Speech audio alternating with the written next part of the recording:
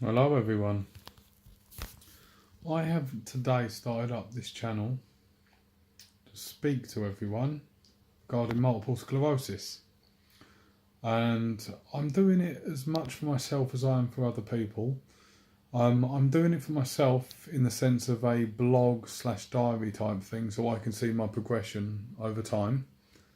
I'm also doing it to try and help people get the answers to the questions that I couldn't find the answers to.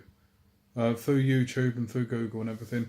I saw a lot of amazing videos, a hell of a lot of support out there, especially on Google. There's masses, but it didn't answer my questions, the ones that I wanted to be answered, right? And I will do my best to answer any questions that you may have, and I will give a bit of a description of what I've experienced so far, okay? I've been in and out of the hospital, and I've been to the doctors 15 to 20 times regarding certain symptoms that cropped up, like numbness in my legs, numbness in my fingers, blurred vision in my right eye, all these sort of things. And I've gone to the doctors. I've been given all different reasons of what it might be, all different sort of scans and medication to go on and everything, and none of it really did anything.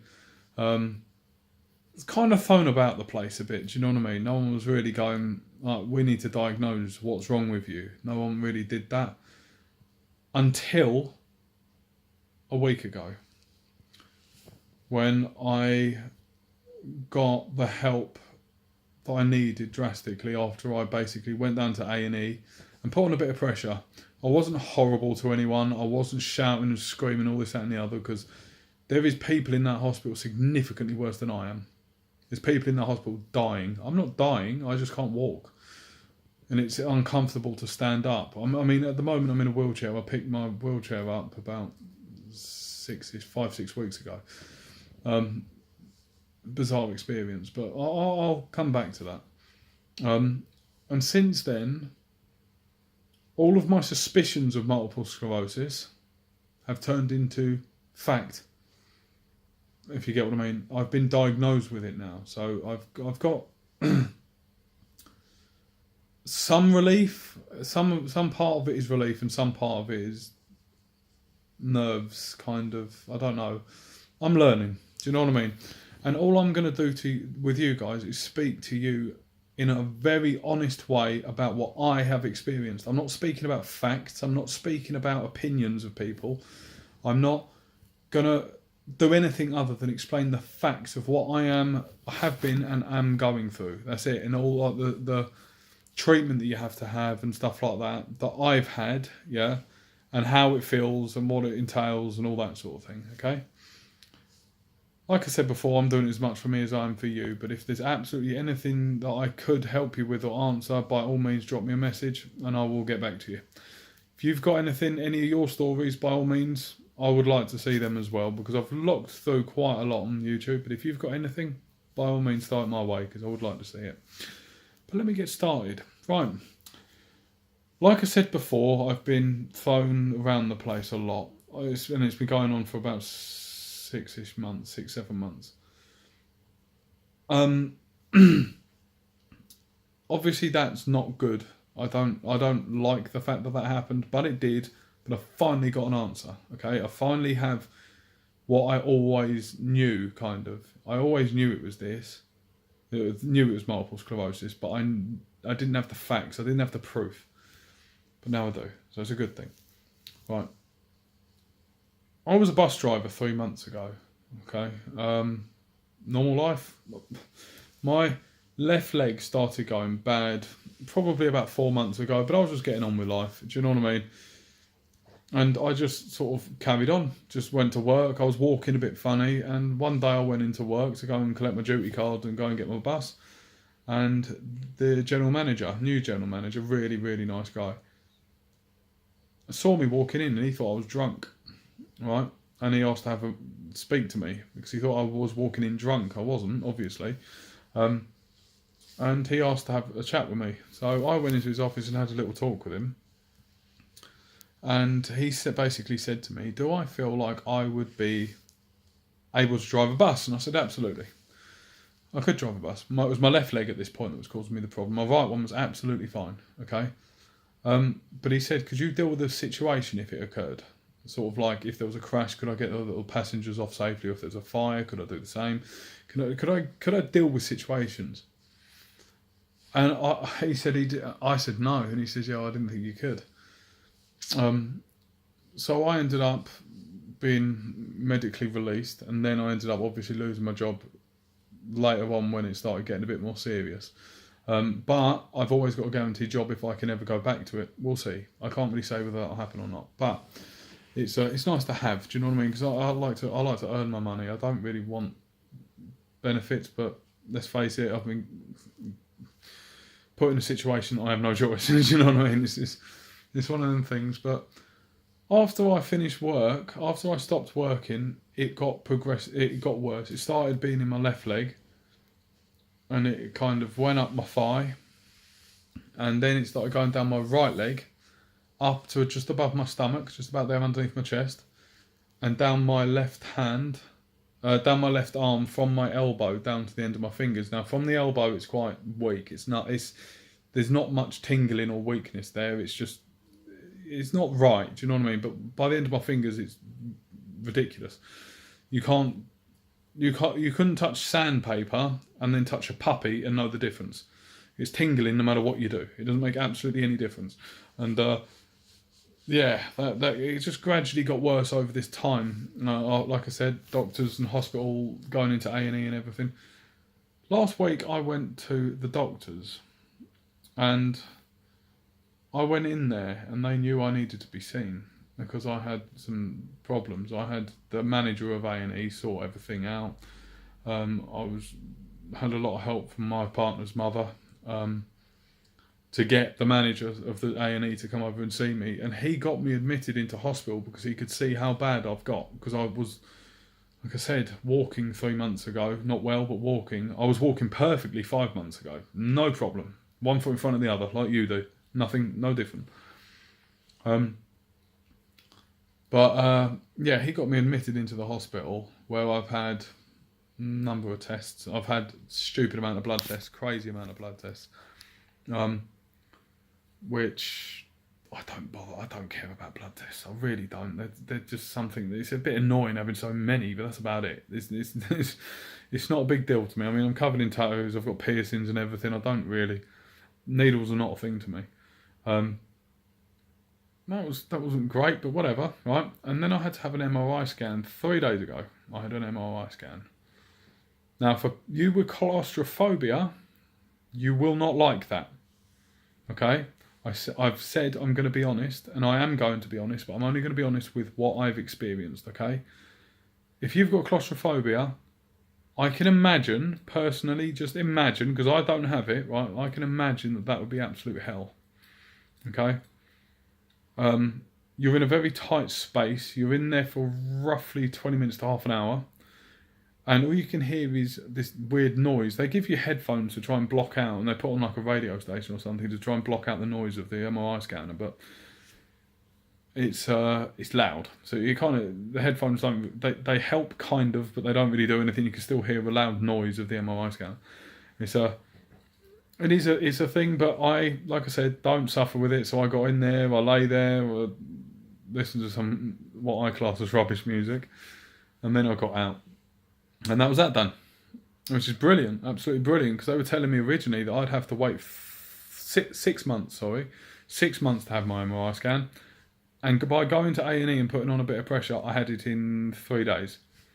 Do you know what I mean? So it's one of the things. I had to be admitted to hospital. I'm still technically admitted to hospital. I'm just being put on night leave so I can go home, get some sleep, go back in the morning. That's what I'm doing the same. I've got that for about another week. But that's that. It's one of them things, but it's not too bad. It really isn't. It's just the noise. Do you know what I mean? Right. I then yesterday became a shadow of the person that I am. I'll be honest. I became something that I can't really explain it. I was absolutely terrified. I was just so scared. It was unbelievable. Like, probably one of the most scared I've ever been. at the idea of a lumbar puncture or a spinal tap. People call it different things. And that's where they take the liquid from the inside the spinal cord, from the other side of the spinal cord. There's like a sac with nerve endings in it. And in there is a liquid fluid that basically protects your nerves. They have to go in through your spine to the inside to get into this sac to take out the spinal fluid. That made me go mad. I don't like things like that. Do you know what I mean? That really. I was a little girl. I was a little girl. Do you know what I mean? I couldn't deal with it, but it happened.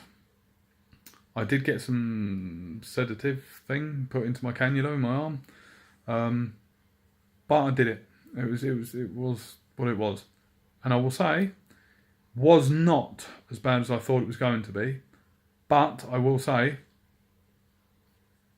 it is one of the worst feelings you could ever imagine. It feels unbearable. They hit on two nerves, I'm guessing, because I got this lightning strike sort of feeling down my left leg. All of a sudden, but as quick as anything, it was gone. A click of her fingers and it was gone. Same thing happened in my back directly afterwards. I just got this weird feeling in the back straight afterwards, but then it was gone. I'm going to say it lasted about 3 seconds each. It was nothing, but it was harsh. It's more the feeling of the needle going in and out of the sac in your spine. That's the thing. It's a sharp feeling, and it's not. It doesn't feel like it's in your back. It feels, because obviously it is, but it feels like it's actually deep inside your body. If it is deep inside your body, but you're more associated to your back. But no, it is. It feels more. You can feel it in your stomach, kind of. It's a very bizarre feeling. Now, it is by no way the worst pain you could ever be in. It's no way in hell the worst pain I've ever been in. Okay? I'm going to say you are not going to enjoy it. But don't worry. It doesn't last long. It lasts, I think mine was about 20 minutes. My fluid came out pretty fast. It was fine. Don't worry about it if you can. Easier said than done, because I was terrified. So people were telling me not to worry. I was taking absolutely no notice. I was a mess.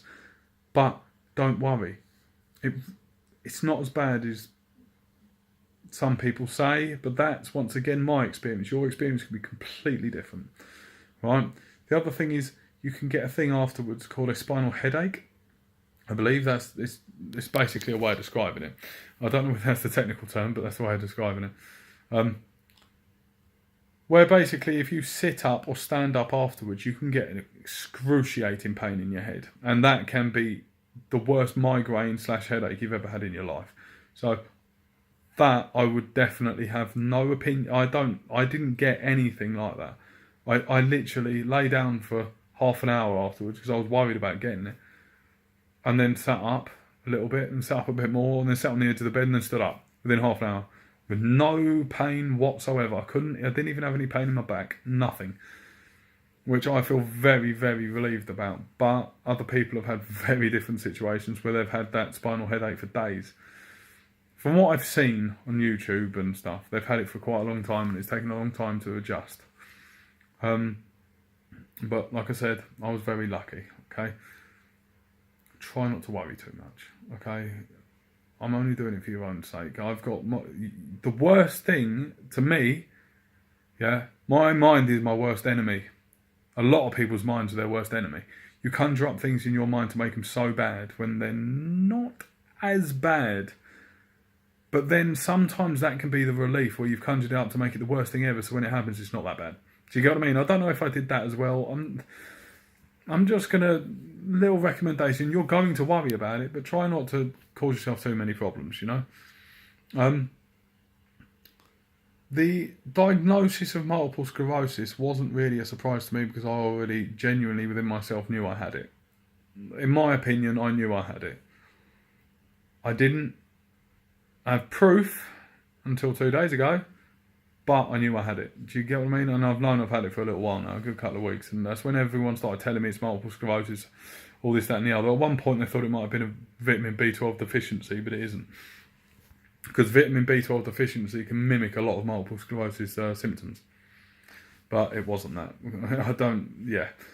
They say it happens more with vegetarians. Now, I've been a vegetarian for 21 years, but I know you wouldn't believe it, would you?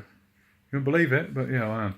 Um, it's just one of them things. It may be a vitamin B12 thing. They tested all my everything and put me on some tablets and stuff, and I have got a B12 deficiency, but that's not what's causing all of this.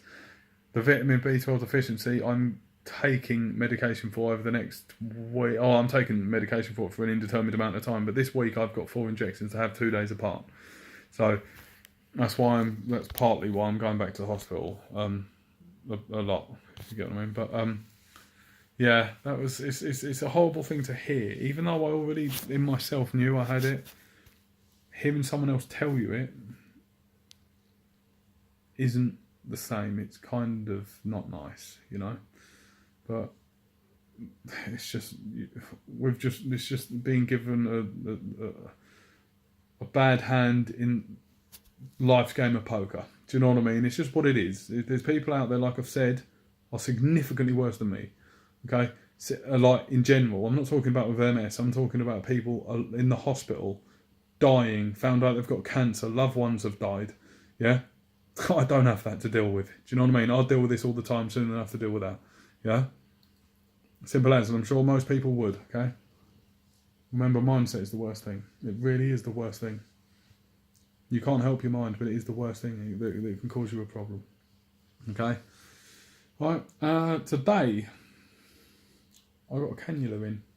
Can't really see it, but I got a cannula in to have a very high dosage of steroids that can start suppressing the feeling, to stop the feeling in my legs and maybe get me able to walk a little bit, or at least stand up with some level of comfort. Do you know what I mean? It's like if I'm not sitting down or going to the kitchen or going to the toilet or something like that, the only way I can do that is by holding onto the walls. If I go out, I need a wheelchair. It's as simple as I can't walk. Without holding onto something, I can't walk. I'll just stay there and freeze, or I will fall over. It's very simple. But this can help it, apparently. That's what they're telling me anyway. It's a very high dosage of steroids. I've got to have 3 of them. So I had one today, I've got to have one tomorrow, and I've got to have one the next day. And then I start going on medication that I believe it suppresses the immune system or something that helps with MS. I believe that's what it is. I'm like 95% sure that's what it does. But it helps with MS and stops what calms it all down, basically. Like, it just helps you. Okay, and it can suppress it to a decent amount. It can. I'm just going on what I've experienced as well. I have to emphasise that. Okay. Yeah, and that's basically what I've had up to today, and a little insight into what's going on tomorrow. I've got to have my B12 tomorrow as well, so we'll just see how it goes. I'm going to keep this page live for a little while. Well, for as long as I want to. Do you know what I mean? By all means, drop us a message if you've got any questions. I may be able to answer you. Bear in mind, I am very early on in it, but I will be happy to speak to anyone. And if you do you know, if you just want to talk, by all means, message me. I'm perfectly fine with that. Okay. All right. Good luck, everyone. Okay. Take it easy.